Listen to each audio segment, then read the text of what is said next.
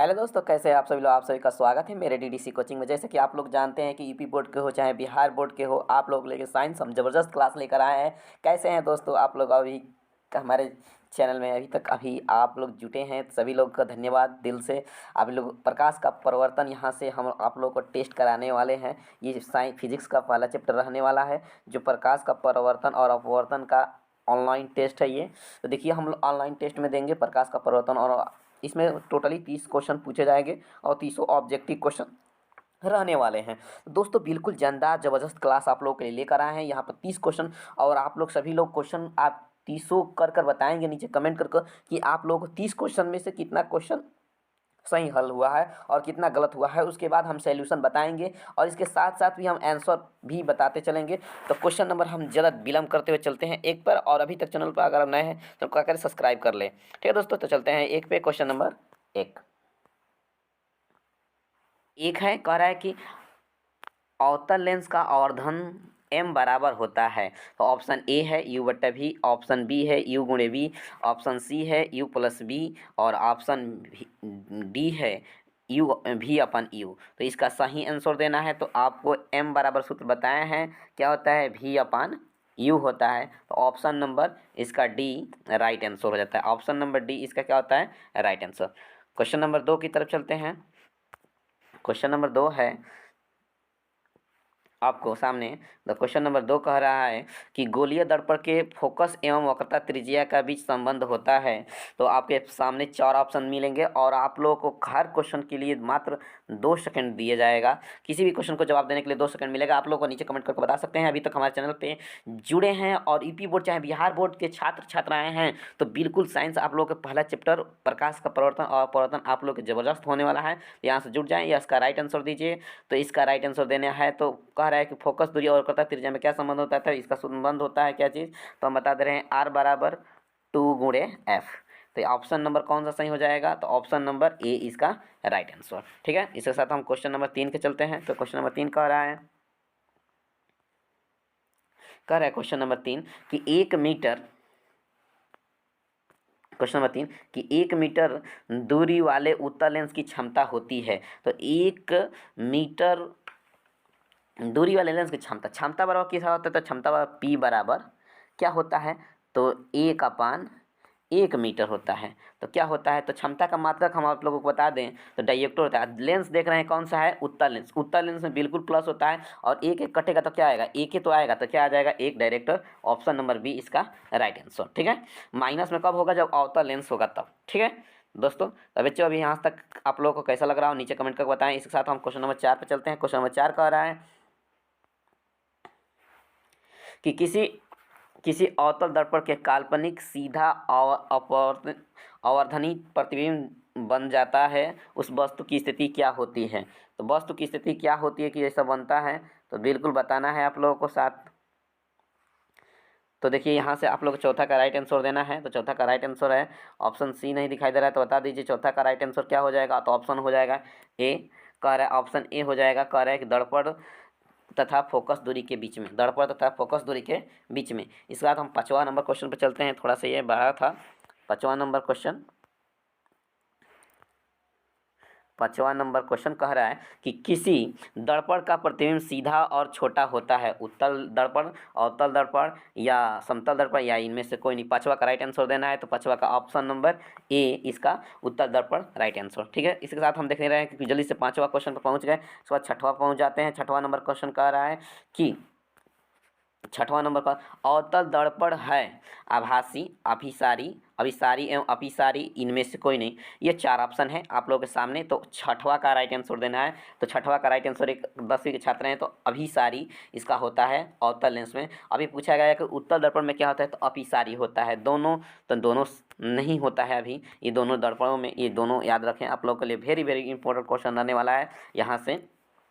और देखिए 7वां number question कह रहा है कि अवतल दर्पण से प्रतिबिंब होता है। अवतल दर्पण से प्रतिबिंब कैसा बनता है, तो कह रहा है काल्पनिक छोटा, काल्पनिक एवं आवर्धनता, और वास्तविक छोटा, वास्तविक आवर्धनता। तो क्या होता है, तो आप लोग को राइट आंसर देना है 7वां का। तो 7वां का राइट आंसर हो जाएगा काल्पनिक एवं छोटा होता है। काल्पनिक एवं क्या होता है, छोटा होता है। राइट आंसर इसका हो जाएगा। साथ हम लोग चलते हैं क्वेश्चन नंबर 8 पे। तो क्वेश्चन नंबर 8 कह रहा है क्वेश्चन नंबर 8 कि निम्नलिखित में से किस दर्पण द्वारा किसी वस्तु का प्रतिबिंब प्राप्त किया जा सकता है? तो समतल दर्पण, उत्तल दर्पण, अवतल दर्पण या इनमें से सभी। तो आपके किसके द्वारा प्राप्त किया जा सकता है क्या? तो वास्तविक प्रतिबिंब। तो 8वां का आंसर देना है, 8वां का। तो 8वां का बी आंसर राइट होता है, अवतल दर्पण द्वारा। अवतल दर्पण द्वारा इसका राइट आंसर हो जाता है। ठीक है। 10वां नंबर क्वेश्चन, 10वां 9वां नंबर क्वेश्चन करें। 9वां नंबर कि निम्नलिखित में किसमें बड़ा और छोटा प्रतिबिंब बनता है? तो अगर आप लोग इसका क्वेश्चन आंसर देते रहिए। अभी आप लोग ईपी बोर्ड हैं या बिहार बोर्ड हैं तो बिल्कुल आप लोग क्लास 10वीं के छात्र हैं तो नीचे कमेंट 10वीं क्लास डालकर सर्च कमेंट करें। और यहाँ से आप लोग यहाँ से क्या कर सकते हैं, अभी तक हमारे चैनल में जो भी प्ले स्टोर में आपके पास बहुत सारी वीडियो डाली गई है तो आप लोग जरूर देखें उसको। नीचे डिस्क्रिप्शन में बहुत सारे पार्ट का लिंक दिया गया है। तो इसके साथ 209 का आंसर बताना है कि 9 का आंसर क्या होगा, तो अवतल दर्पण हो जाएगा इसका राइट आंसर। ठीक है। इसके साथ हम चलते हैं क्वेश्चन नंबर 10 पे। क्वेश्चन नंबर 10 कह रहा है कि समतल दर्पण द्वारा बना प्रतिबिंब हमेशा वास्तविक होता है। ऑप्शन नंबर 1 काल्पनिक होता है, कभी वास्तविक कभी काल्पनिक, इनमें से कोई नहीं। तो इसका राइट आंसर देना है 10वां का बी होता है क्या चीज़, काल्पनिक होता है। क्या होता है, काल्पनिक होता है। साथ दोस्तों हम लोग चलते हैं क्वेश्चन नंबर 11। क्वेश्चन नंबर 11 कह रहा है निम्नलिखित में से कौन सा लेंस बनाने के लिए प्रयुक्त नहीं किया जा सकता है? तो जल, कांच, प्लास्टिक, मिट्टी। तो बताना है इसमें। तो 11 का राइट आंसर है डी, ये मिट्टी नहीं प्रयोग किया जाता है। ठीक है ना। इसका राइट आंसर हो जाएगा ऑप्शन नंबर डी। इसके साथ हम लोग चलते हैं 12 नंबर क्वेश्चन पे। तो 12 नंबर बेहद खास होने वाला है आप लोगों के लिए। ये अंकित प्रश्न का है। कह रहा है कि उत्तल लेंस की क्षमता एक डायोप्टर, मतलब P बराबर दे दिया है एक डायोप्टर, और कह रहा है उसकी फोकस दूरी क्या होगी। तो आपको ऑप्शन मिलता है 10 सेंटीमीटर, -10 सेंटीमीटर, 100 सेंटीमीटर, -100 सेंटीमीटर। तो इसका राइट आंसर देना है, बताइए क्या होगा। 12 का राइट आंसर होगा। तो यहाँ पर आप लोग P बराबर पढ़े हैं 1 बटा क्या चीज़ 100 सेंटीमीटर। तो अब देखिए लेंस देखेंगे तो लेंस कौन सा है जी, तो लेंस उत्तल लेंस है। तो यहाँ से क्या होगा, ऑप्शन नंबर सी इसका राइट आंसर होता है, ऑप्शन नंबर सी। ठीक है। अब चलते हैं क्वेश्चन नंबर 13। 13 नंबर कह रहा है, क्वेश्चन नंबर 13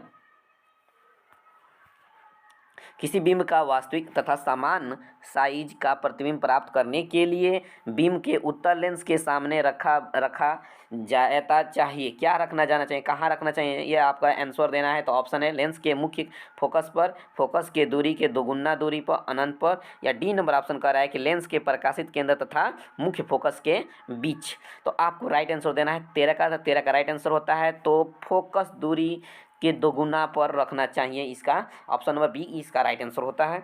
इसके साथ हम लोग चलते हैं क्वेश्चन नंबर 14। अभी हम लोग इतना जल्दी हम लोग चले आए, आधा पढ़ लिए हैं और 50% बाकी है। तो हम लोग बिल्कुल बने रहें हमारे चैनल में, वीडियो में अंत तक बने रहें। और इसके साथ आप लोग साइंस का पहला चैप्टर का लुत्फ उठाते रहें। कैसा आप लोग कितना स्कोर कर पाते हैं, सही सही नीचे कमेंट करके बताएं। और कितना लास्ट में वीडियो में बताएं कि हमारा कितना गलत हुआ कितना सही। आप लोग के लिए फिर से हम नया शानदार से ज़बरदस्त क्लास लेकर आने वाले हैं। तो कह रहा है किस गोलीय दर्पण तथा किस पतले गोलीय लेंस दोनों की फोकस दूरियां 15 सेंटीमीटर दर्पण तथा लेंस का संभावित होती है। तो ऑप्शन है दोनों अवतल, दोनों उत्तल, दोनों अवतल, और क्या उत्तल या दर्पण उत्तल तथा लेंस अवतल। तो ऑप्शन 14 का है ये चीज़। तो आपको आंसर देना है तो दोनों अवतल होता है। क्या होता है इसका राइट आंसर, दोनों अवतल होता है। बहुत बढ़िया संजीत रजक आप लोग कमेंट कर रहे हैं, बहुत अच्छा है, इसका राइट आंसर है। अब चलते हैं हम लोग क्वेश्चन नंबर 15। 15 नंबर क्वेश्चन कह रहा है, बेहद आसान है। तो 15 नंबर तक क्वेश्चन अभी से कमेंट आने लगा है। देखिए प्रकाश का अपवर्तन कितने नियम में है, कितने नियम होते हैं, तो 1 2 3 4। तो प्रकाश के अपवर्तन के कितने नियम होते हैं, तो 2 होते हैं। ऑप्शन नंबर बी सही, इसका कोई दिक्कत नहीं है। इसके बाद 14 पर हम 16 पर चलते हैं। 16 नंबर कह रहा है, 16 नंबर कि प्रकाश परिवर्तन के कितने नियम होते हैं। तो ये आप लोगों को प्रश्न को कमेंट करके बताना है कि प्रकाश के परिवर्तन के कितने नियम होते हैं। हम इसको छोड़ दे रहे हैं, आप लोगों के लिए कमेंट करके बताना है। ठीक है। तो आप लोग इसको कमेंट करके बताएंगे, ये आसान बहुत है। चलिए ठीक है, क्वेश्चन नंबर 17 नंबर क्या कह रहा है कि सरल सूक्ष्मदर्शी में किसका उपयोग किया जाता होता है? तो अवतल लेंस, उत्तल लेंस, अवतल दर्पण या उत्तल लेंस। ये दर्पण से है, दो लेंस से है, तो किसका उपयोग किया जाता है? 17 का राइट आंसर देना है। 17 का क्या होता है? डी, उत्तल लेंस होता है। इसका उत्तल दर्पण देखिए बहुत ज़्यादा बच्चे मारते हैं, तो इसका नहीं होता है। यहाँ से हम लोग चलते हैं 18 नंबर क्वेश्चन पे। 18 नंबर बेहद खास होने वाला है, ये भी बहुत सारा नियम पूछता है। तो कह रहा है किस माध्यम में अपवर्तनांक का मान होता है? साइन आई बटा साइन आर, साइन आर बटा साइन आई, और यहाँ पर कह रहा है sine I into sine R और sine I plus sine R. इसका राइट आंसर देना है। तो बताएंगे 18 का होता है option number A, sine I बटा साइन आर होता है इसका right answer, option number A. ठीक है, 18 के बाद 19 पे चलते हैं हम लोग। 19 कह रहा है कि एक उत्तल लेंस होता है, सभी जगह समान मोटा, बीच के अपेक्षा किनारों पर मोटा, किनारों के अपेक्षा बीच में मोटा, या इनमें से कोई नहीं। तो उत्तल जो लेंस होता है कैसा दिखाई देता है आपको बताना है, तो इसका हम बता दे रहे हैं। तो इसका उत्तल लेंस का क्या होता है? तो सभी जगह समान मोटा रहता है। ये ऑप्शन नंबर ए नंबर सही हो जाता है इसका 19 का। इसके साथ हम लोग चलते हैं 20वां क्वेश्चन, और हमारा 10 क्वेश्चन रह चुका है, तो आप लोग बिल्कुल हमारे चैनल में बने रहें। 10 क्वेश्चन और बस मात्र 5 मिनट का रहने वाला है। गोलीय दर्पण की वक्रता त्रिज्या, तो कह रहा है वक्रता त्रिज्या 28 सेंटीमीटर है, तो फोकस दूरी क्या होगी? मतलब एफ पूछ दिया है, एफ बराबर क्या? तो हम लोग जानते हैं कि गोलीय दर्पण की जब वक्रता त्रिज्या 28 सेंटीमीटर हो तो वक्रता त्रिज्या क्या होती है? फोकस दूरी क्या होता है जी? तो 20 का राइट आंसर देना है। तो 20 का क्या हो जाएगा, कितने लोग बताएंगे? तो 20 का राइट आंसर बताएंगे। तो 20 का इसका हो जाता है त्रिज्या बटा 2, तो कटाएंगे तो क्या आ जाएगा? 14 इसका आधा हो। माने वक्रता त्रिज्या का आधा होता है क्या चीज़? फोकस दूरी। वक्रता त्रिज्या के आधा होता है क्या चीज़? फोकस दूरी। ठीक है ना? इसका राइट आंसर हो जाएगा ऑप्शन नंबर ये सी होता है।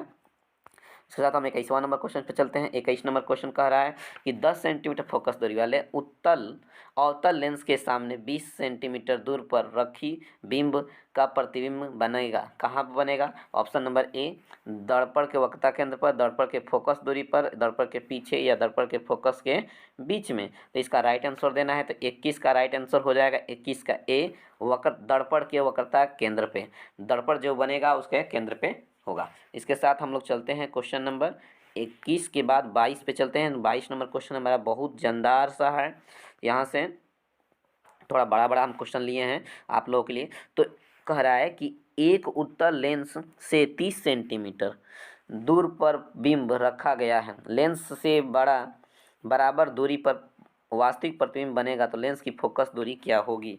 तो लेंस की फोकस दूरी बताना है। 22 का राइट आंसर देना है। तो जब दूरी हमारा 30 सेंटीमीटर है तो कह रहा है कि लेंस की फोकस दूरी क्या होगी? तो बिल्कुल आपको आंसर देना है। तो इसकी आधी हो जाती है, तो कितना हो जाएगी जी आधी? तो 15 सेंटीमीटर। ऑप्शन नंबर क्या है? सी नंबर इसका राइट आंसर होने वाला है। ऑप्शन नंबर सी इसका राइट हो जाता है। साथ हम लोग चलते हैं 23 पे। 23 कह रहा है कि एक उत्तल लेंस की फोकस दूरी 20 सेंटीमीटर है, मैंने एफ बराबर का दे दिया है? तो 20 सेंटीमीटर दे दिया है। तो कह रहा है कि क्षमता क्या होगा? तो क्षमता आप लोग बताएंगे कितना डायोप्टर होने वाला है।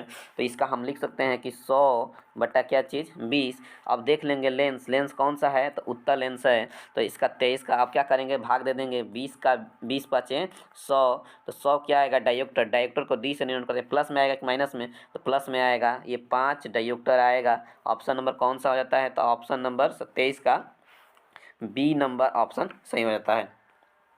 जब भी आपको ऐसा सवाल दिखाई दे तो आप सूत्र लगाएंगे P बराबर 100 बटा क्या चीज़ एफ। इसका क्षमता का मात्रक याद कर लीजिए, डायोप्टर होता है। इसका राइट आंसर बी। 23 के बाद 24 पे चलते हैं। कह 24 कि प्रकाश तरंग का उदाहरण है ध्वनि तरंगे, विद्युत चुम्बकीय तरंगे, परावैगनिक, इनमें से कोई नहीं। तो 24 का राइट आंसर देना है। तो 24 का राइट आंसर होता है ऑप्शन नंबर सी, परावैगनिक तरंगे। ठीक है, इसके साथ हम 24 के बाद चलते हैं 25 पे। 25 कह रहा है कि कौन सा लेंस अपसारी लेंस भी कहते हैं अब सारी। तो अभी अभी बताएं हम आप लोगों को क्वेश्चन में, तो कौन से कहते हैं, तो अवतल लेंस को कहते हैं, अवतल लेंस को हम कहते हैं अपी सारी। अगला क्वेश्चन हमारा रहेगा 26वां क्वेश्चन हमारा रहने वाला है। तो यहाँ से हम लोग 26वां, गोलीय दर्पण का पर परिवर्तनीय पृष्ठ और वक्रकार सीमा रेखा का व्यास कहलाता है। तो क्या कहलाता है, तो क्या कह रहा है कि हमारा जो वृत्ताकार सीमा रेखा का व्यास होता है, तो मुख्य फोकस, मुख्य वक्रता और प्रधान अक्ष और का गोलीय दर्पण द्वारक। तो इसका 26 का राइट आंसर देना है, तो ऑप्शन नंबर डी गोलीय दर्पण का द्वारक होता है। ठीक है, तो यहाँ से हम लोग 27 के बाद 28 पे चलते हैं, सॉरी 26 के बाद 27 पे चलते हैं। 27 कह रहा है कि निम्नलिखित में से कौन सा उत्तल दर्पण, दर्पण पहले बिल्कुल दर्पण आए लेंस आए इसको बहुत देना है। फोकस दूरी की वक्रता त्रिज्या 32 सेंटीमीटर है, तो फोकस दूरी ज्ञात कीजिए, मतलब वार बराबर दे दिया है कितना 32 सेंटीमीटर, तो हमको फोकस दूरी ज्ञात करना है। तो क्या करेंगे 27 का आंसर दीजिए। तो ऑप्शन आप लोग को 8 प्लस में माइनस में 8 16 प्लस में माइनस में, तो इसका देना है तो 32 बटा क्या होता है जी 2 कट जाएगा 16 आ जाएगा। अब 16 किस में, दोनों में है, माइनस में प्लस में। अगर उत्तल लेंस होता, अगर यहाँ पर उत्तल लेंस होता तो प्लस में, अवतल लेंस रहता तो माइनस में। तो क्या चीज़ है, लेंस उत्तल है, तो हमारा ऑप्शन नंबर सी इसका राइट आंसर। ठीक है, साथ हम लोग चलते हैं 28 पे। 28 नंबर क्वेश्चन कह रहा है कि यदि किसी बिंब का प्रतिबिंब आवर्धन ऋणात्मक है, माने क्या है, आवर्धन ऋणात्मक है, उसमें प्रतिबिंब की प्रकृति क्या होगी, वास्तविक, उल्टा, वास्तविक सीधा, आभासी उल्टा। तो ऑप्शन नंबर 28 का देना है, 4 ऑप्शन है, तो इसका राइट आंसर होता है ऑप्शन नंबर ए वास्तविक उल्टा, वास्तविक उल्टा। साथ हम चलते हैं 29 कह रहा है कि गोलीय दर्पण का परिवर्तन पृष्ठ वक्रतीय हो सकता है। तो क्या होता है, अनंत की ओर हो सकता है, बाहर की ओर, अंदर की ओर हो सकता है। पहला ऑप्शन बाहर की ओर हो सकता है, अंदर या बाहर दोनों हो जाए, या इनमें से कोई नहीं। ऑप्शन का राइट आंसर दीजिए।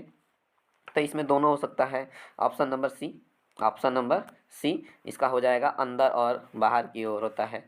साथ हम लोग चलते हैं लास्ट क्वेश्चन 30वां। ऑब्जेक्ट 30 आप लोग के लिए ऑब्जेक्टिव क्वेश्चन लाए थे। अभी आप लोग का एक चैप्टर का 30 क्वेश्चन था। अभी आप तक बताइए कि कैसा है आप लोग का ऑब्जेक्टिव क्वेश्चन रहना है। आप लोग के लिए 10वीं बिहार बोर्ड चाहे किसी भी बोर्ड से हो, आप लोग मैट्रिक का परीक्षा देने वाले हैं, तो आप लोग बताएं नीचे कमेंट कर हमारा कितना राइट आंसर हुआ है अभी तक आप लोग के लिए, ये कैसा हेल्पफुल रहने वाला है। तो लास्ट क्वेश्चन देखेंगे 30वां क्वेश्चन बहुत गंदा रहने वाला है आप लोगों के लिए। यहाँ से कह रहे हैं गोलीय दर्पण का परिवर्तन पृष्ठ के केंद्र को दर्पण को क्या कहा जाता है। तो गोलीय दर्पण के परिवर्तन पृष्ठ के को केंद्र को क्या कहा जाता है, मध्य का ध्रुव कहा जाता है, गोलार्ध कहा जाता है, या अक्ष कहा जाता है। तो आप लोगों को राइट आंसर देना है, तो इसका बी नंबर ध्रुव कहा जाता है। गोलीय दर्पण के परिवर्तन तल के मध्यमान बिंदु को दर्पण का ध्रुव कहते हैं, जिससे क्या कहते हैं जी, दर्पण का ध्रुव कहते हैं। तो इसके साथ दोस्तों अभी तक हमारे चैनल पर नए हैं, चैनल को क्या करें, सब्सक्राइब करें और बेल आइकन टिक करें प्रेस करें। इससे क्या होगा, जो भी नोटिफिकेशन जाएगा सबसे पहले आपके पास पहुंचेगा। Thanks for watching.